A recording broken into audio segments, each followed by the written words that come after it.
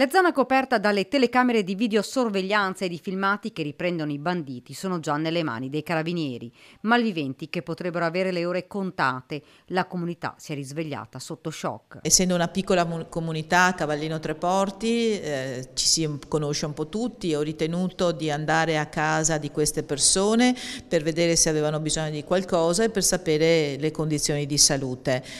Auspico che ci sia un miglioramento notevole del figlio Alberto, e ovviamente il papà è anche già rientrato a casa e quindi questo ci ha fatto molto piacere. Un assalto che lascia una ferita fra i cittadini e soprattutto un senso di impotenza e paura. Preoccupazione però che ci fa anche ben sperare, essendo un territorio molto ben sorvegliato dal punto di vista delle telecamere, che possano esserci degli sviluppi nei prossimi giorni. Auspichiamo infatti che ci sia proprio, che vengano presi questi malviventi anche per renderci tutti un po' più tranquilli. Il sistema di videosorveglianza è stato implementato negli anni e negli ultimi 3 l'accesso alle immagini ai carabinieri è diretto.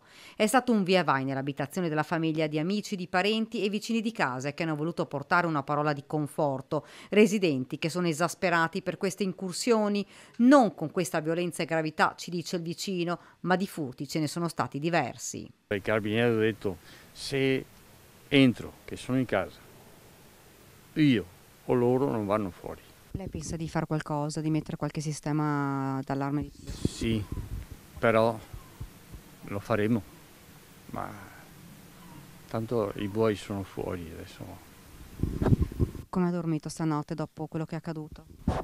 Sempre col cuore in gola. Fa un po' specie che tu vai a casa e ti trovi delle persone così armate, diciamo anche per i familiari, per le persone anziane che non sono abituate a queste cose, ti fa venire un po' di magone, insomma. È venuto a salutarli? Un saluto penso che possa essere di conforto in questi momenti.